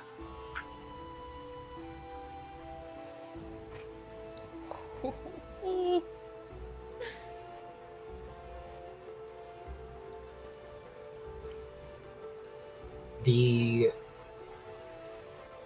tornado starts to lurch forward towards it, and as Karen desperately tries to get Zephyr's attention, an earthquake starts.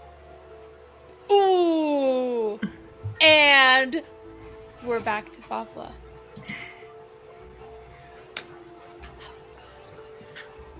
Favla feels the earth shake beneath their feet, and the igneous stone of their body hiding the glowing magma beneath starts to reshape and reform as well, as she still runs toward this plant, cupping this little pool of water. She doesn't know why she needs it, but she needs to hold on to this.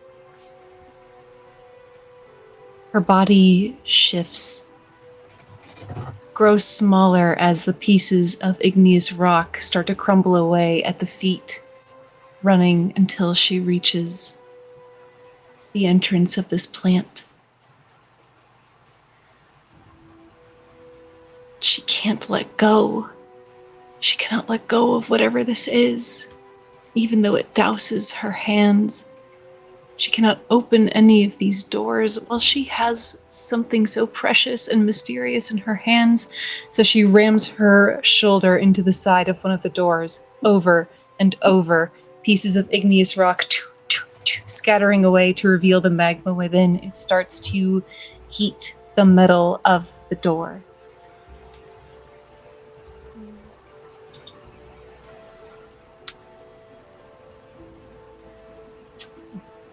It's upside down. I can't read it.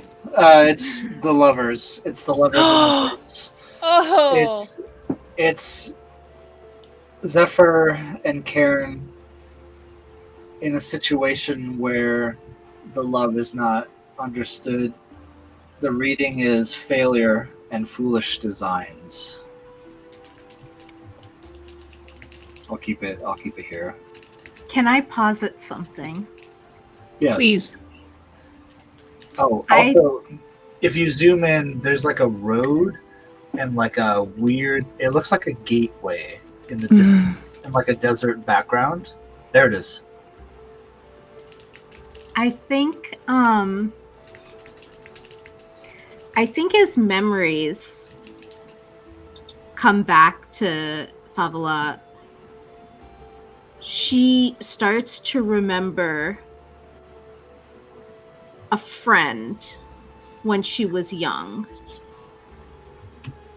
made of air and laughter and mirth and determination. And I'm suggesting that she knows that maybe if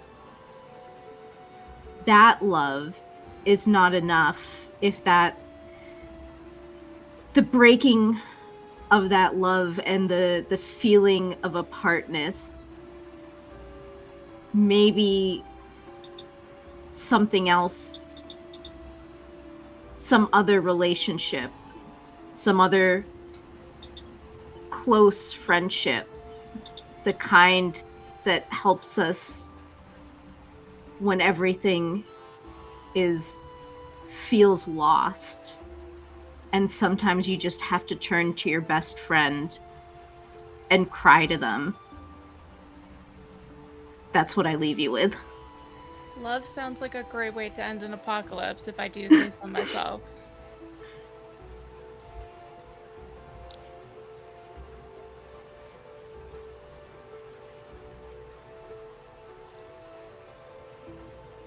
Favela turns back to witness what barrels toward her. This earthquake breaking the ground apart in a zigzag, with earth rising into the air almost as if it can stop the tornado barreling toward her. And she sees in that tornado the earth, the sand being picked up and carried as if to be held, and she looks down at what she also is holding, what she doesn't want to let go of. Her opposite, her contrapoint. There's a unity in these opposites. That's why we can't let go of each other. So she walks toward the earth meeting the sky, toward one union. And she decides that one way or another there must be a union for her as well, a connection. And she drinks the water. Who's... Was it... Okay, so the Phantom right now is... It's right now Favela and... Okay. That's why I wanted to just double check. I was so in the moment that I was like, okay, who's the Phantom now? Go ahead and add your bit to this, and if you want... Oh, no, you've already played a card, so you can add a little bit to the end for flavor. Boy, okay. I think... Yeah, I think Favela realizes that, yeah, this building has nothing to do with it. This is... all of this, the world ending, the world being saved, has nothing to do with mechanisms, the people on the world. It is all to do with the four of us. Our interactions are... We are the world. We are parts of the world. So I think she realizes that, it's not like a kind of like I'm taking in what will destroy me, but this is important to me, and I will take it within me. I will become it. I will take it upon me, whether it will hurt me or not. So this, like, she knows that for whatever reason, like, when she appeared in the world, the water was important to her. She didn't know why, but she also knew as a being, she knows she's fire, she's heat, and the water will quell it, will destroy it, will end it. But for whatever reason, she sees that there's something in that spinning void in front of her, this thing that is destroying the literal land that everyone is standing on, that has to come together, and something in that sparks her to swallow that water, become part of it, become combined with the thing that will destroy her or hurt her.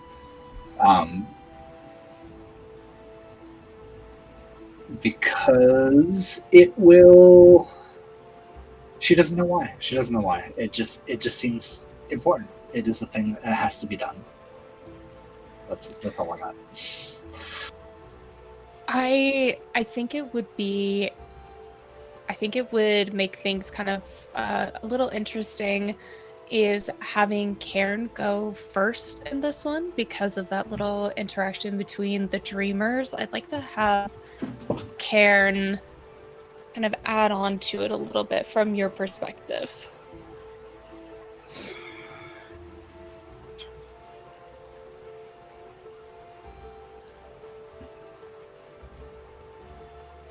Karen's panicking.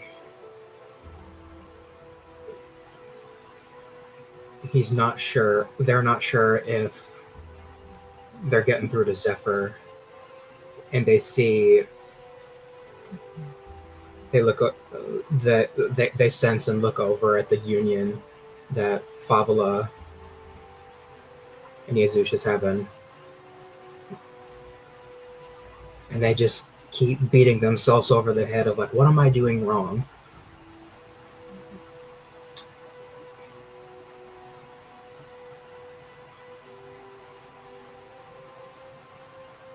And Karen kind of takes a moment, kind of just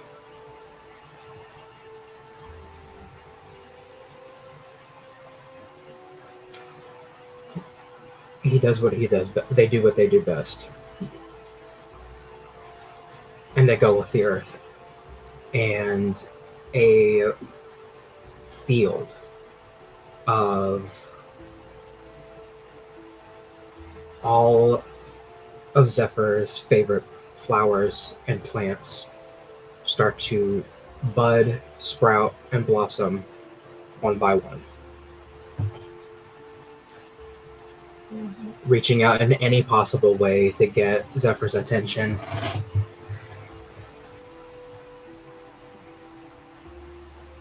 All right, Zephyr.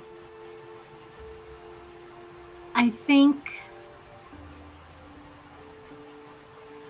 think these flowers, they carve a path towards where Favela stands drinking the water. She doesn't know it's her sister, but she knows it's important, and she feels, and you can stop me if I'm wrong, but I think Favela feels a certain grief,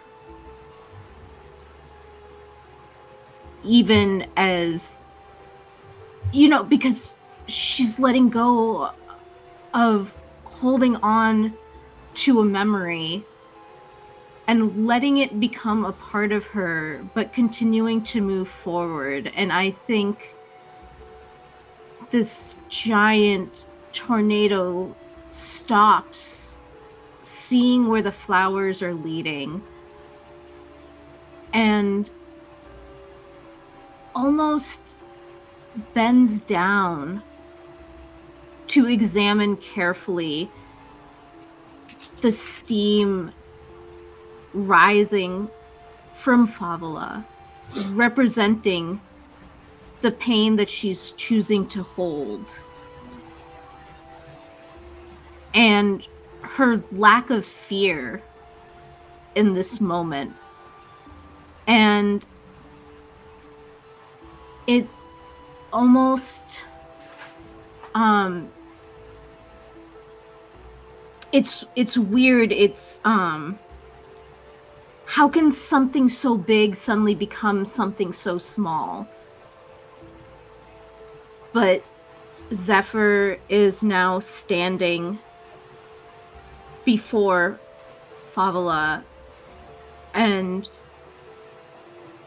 it's wispy, like white, wispy hair, and like the darkness of like the night sky moving, but like clouds streaming from her hair, and they stand there, and they're wearing almost what we might call a kimono of a light blue shimmeriness, and they see the strength with which Favela is standing now, both hands down at her side.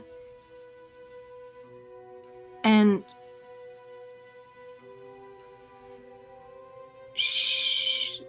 they want to... They understand that pain. And they would like to embrace Fabula.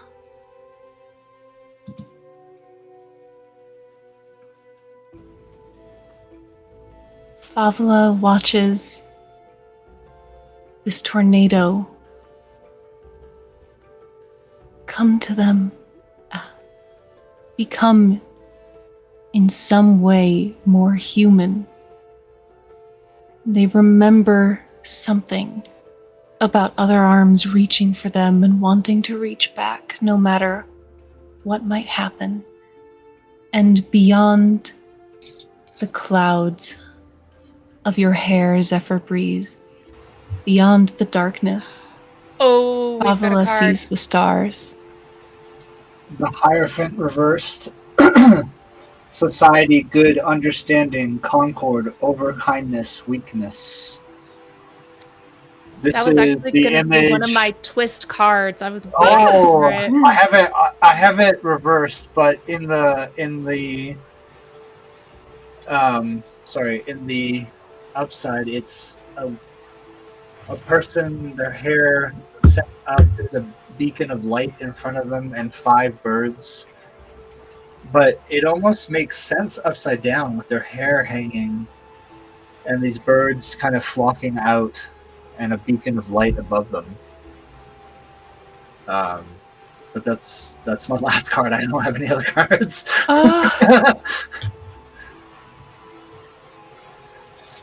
This Hierophant reversed.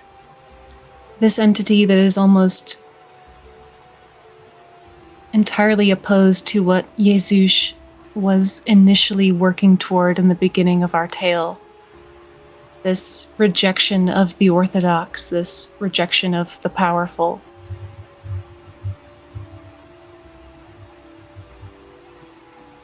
As Fabula reaches up to return the embrace, she sees the stars beyond Zephyr Breeze's hair.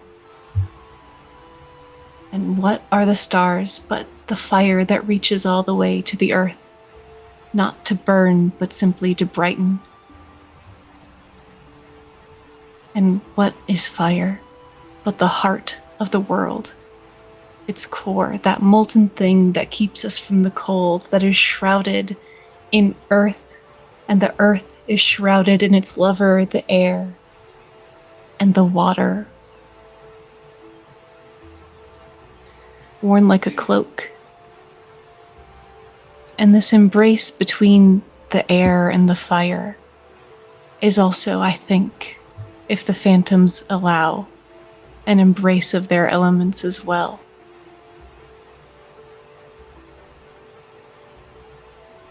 And I think... Oh, go ahead. I think Zephyr kind of nuzzles their head into Fabula's, the crook of her neck, and whispers, "I miss them." You miss what's right here.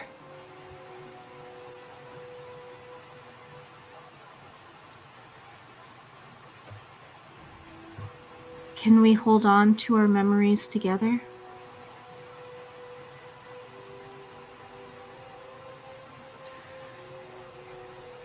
I will hold fast with you. To remember her.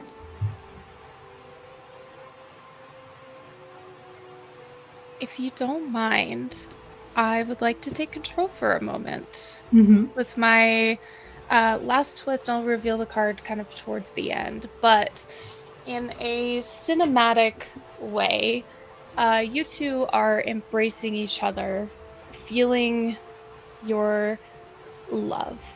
The world comes to a standstill. The raging weather, storms, fires suddenly seem to go out as if somebody skipped a chapter in a book. Everything almost feels restored. But as that is happening, and as we, as a viewer, almost swirl around these two embracing, there's a moment where it interchanges between each one of you embracing the other. So at one point, it's Cairn and Zephyr hugging. At one point, it's Favala and Yuzush hugging each other. And we end with Yuzush and Cairn hugging each other as the sun rises and there are no longer stars in the sky, as our phantoms are back in their form and our dreamers are back in theirs. How would you like to end your stories?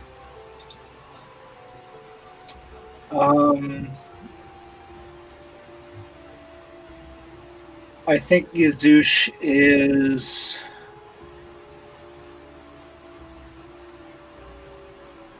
I don't think there's contentment, but there is joy in the fact that the world will exist. It will continue to exist. Karen is there. She hated him, but now he's solid ground. He's a pillar of good. This is joy and happiness that will exist. Like, she's hugging him physically. She can touch good and a continuation of the world. So I think she's kind of holding him, having. I don't know that she knows. She's lost the awareness, having gone from a phantom to a dreamer. But I think. Does she retain the memories of what she was or what she did in the past? Or is it completely blank and she's stuck with a new framework? I would assume she has the memory of when she was a person, right? So then she would, with all the guilt and all of the transition from where she was, I think Karen is here as a fixture, a point of grounding for her to know that whether she exists or not, the world will go on and there will be people and it will exist into the future. Karen kind of takes a moment in this hug and then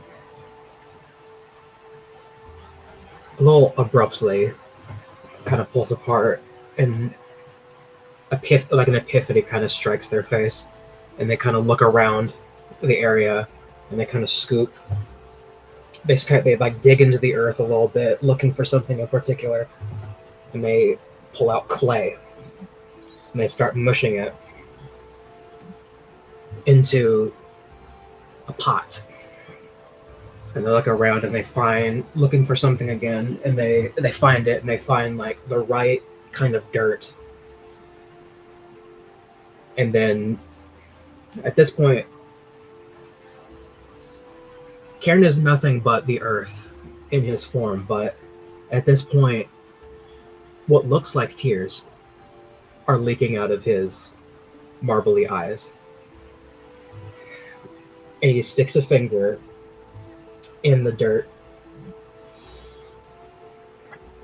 and he pulls it out slowly, and as the finger comes out follows a brand new, never before seen flower that encapsulates red blue, green, little bits of yellow, colors that colors that best exemplify the four of us. I think as Yazush sees Karen throw this pot, she's watching in admiration, but she's like, it's too wet, and she pulls water out of the clay. It kind of not hardens, but stiffens up in a better thing that would be fired. It would be more stable if it was fired. And as she does so, when the water kind of strikes the ground, another flower strikes up, and it looks like a sunflower, but a smaller seed bank in the middle with like the flare of the flower petals around that same combination of colors, green and red and blue, and was it green, red, blue, and That's a yellow.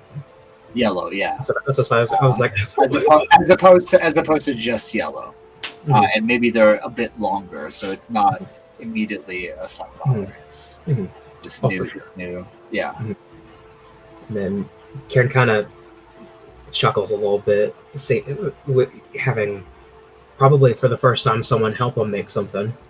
And he kind of, with a shaky hand, he kind of offers the potted plant to you. I don't want any of us to hurt. I just want peace. I'm bad at talking. I'm sorry. This is all I know. this. Show me how to plant it. I don't know how to plant flowers. Absolutely. And I show her. And unless the phantoms have anything else that they would like to add? Can I just pull Zoup into this moment? Absolutely, you can. Zoup, Zephyr Breeze, your lover, creates this flower. And you see in some of its petals your face reflected back, almost like the mirror shine of water. And Yazush, as you look at the plant that you grew, unintentionally, the same plant that Karen sprouted in this careful pot, you watch for a moment as if a kiln lies beneath it. There is a burst of heat, and a little pot appears where there was none for your flower. I love that. As the cinders no longer pester you, instead there is this strange and helpful spirit, providing heat where they're needed.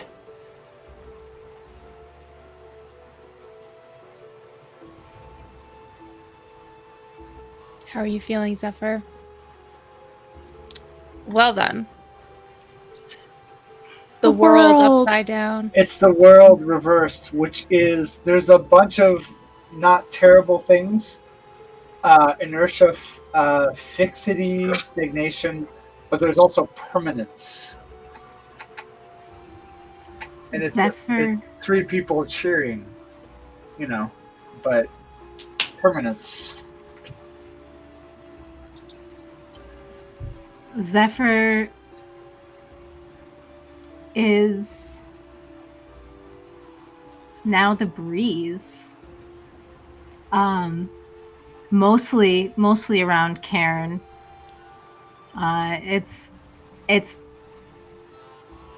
Karen will always feel like they're in like the perfect light summer breeze.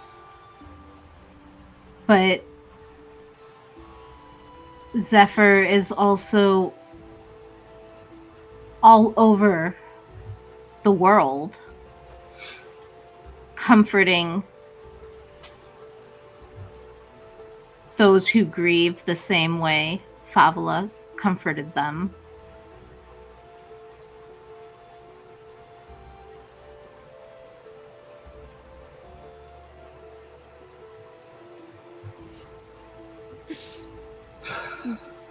Dang.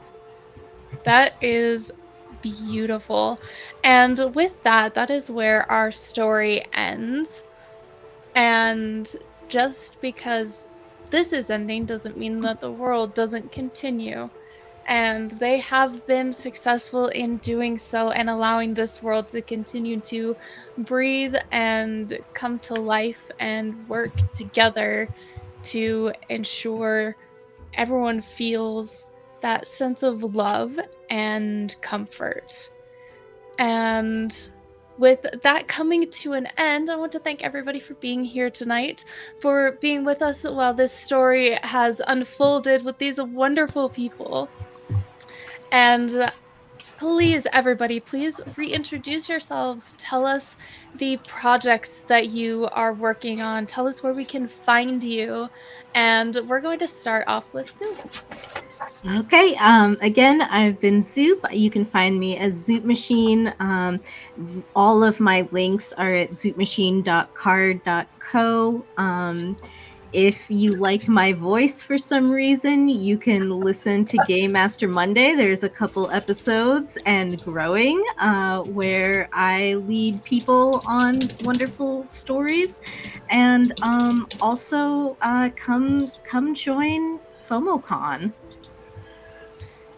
Do it. And I am putting the link for that in the chat.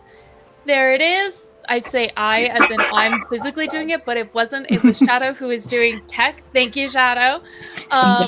Please join FOMOCon if you are not at Gen Con as well this weekend. We would love to have you.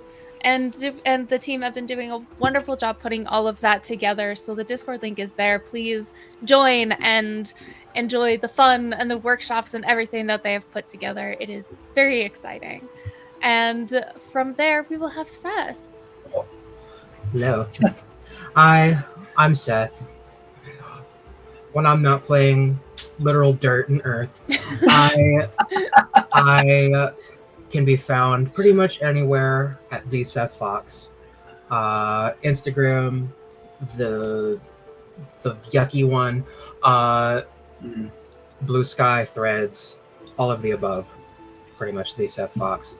Projects, it's a little too early to be announcing anything, but come stick around and join us. Something we got gardens being planted. We're growing. More archaeology. We're getting there.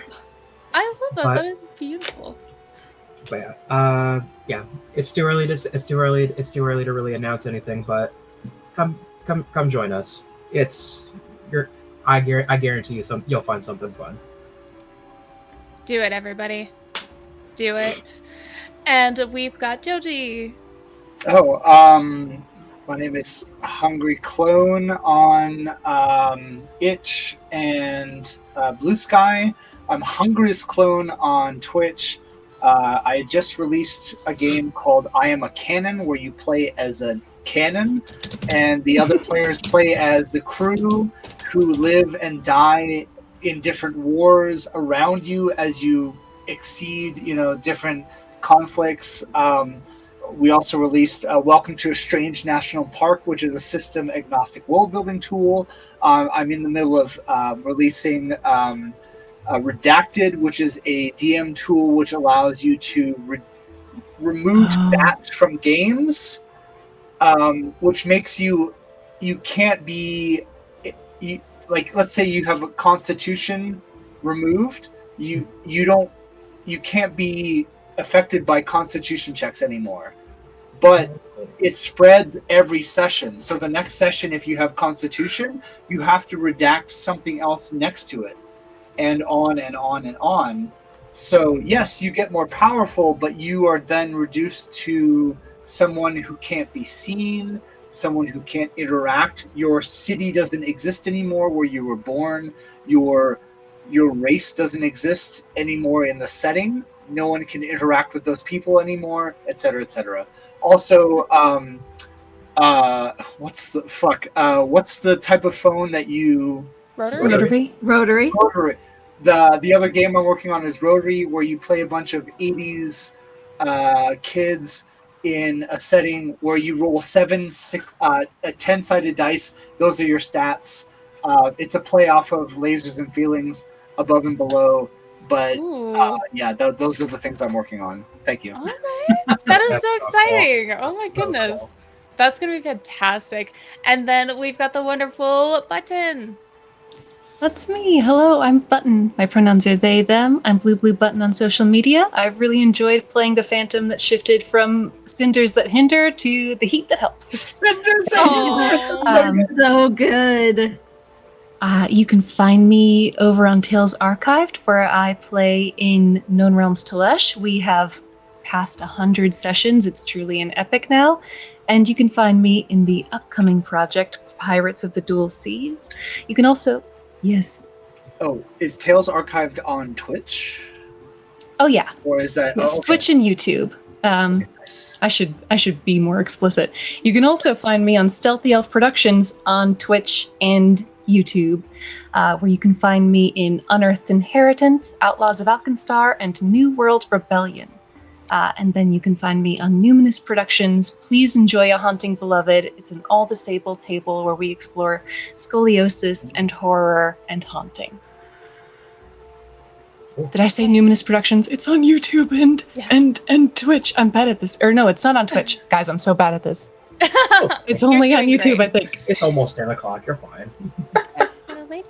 I also did give a shout to Tales Archive, so that should be easy for everybody to find. Fantastic. Thank you. Yes. Thank you. And try not to sneeze. Anyways, Oh, no. Do it anyway, you fucking No. 2000 sneeze Do it. bastard. Add it to the That's tally. crazy. okay, yeah, I do. I've been counting my sneezes this year. Turns out that it is it most likely is a cat You allergy. I've animal, sneezed that's- 2,500 that's times so so far this crazy. year. Anyways, my name is An, also known as Aundawyn. If that sounds familiar, it's because it is. It's based off the river Aundawyn from The Lord of the Rings. And I am director producer over here at Roll D5, where we specialize in playing indie TTRPGs with a new cast, a new system every week. And next month coming up, you get the exclusive is Sad Stories Month, where we will be telling many sad stories. We will have one game nudged there in the middle, a cozy game to kind of help offset kind of like the interestingness, because Roll D5 is usually heavily comedy focused, but we're trying something a little new with our theme next month.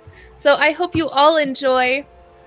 And let's see. Well, there's not much to tell about myself. If you want to know the projects I'm in or things that I'm doing, go find me on social. And we are gonna go and raid Tales from the Table Studios. Please say a special hello to everybody there, especially Matt and Extel. Matt used to be on our team as one of our original co-founders, and so we love Matt to death. So please say hello to all of them, and please have a wonderful and fantastic night. Drink some water and maybe get a snack. Get yourself a little treat. Good night. Good night.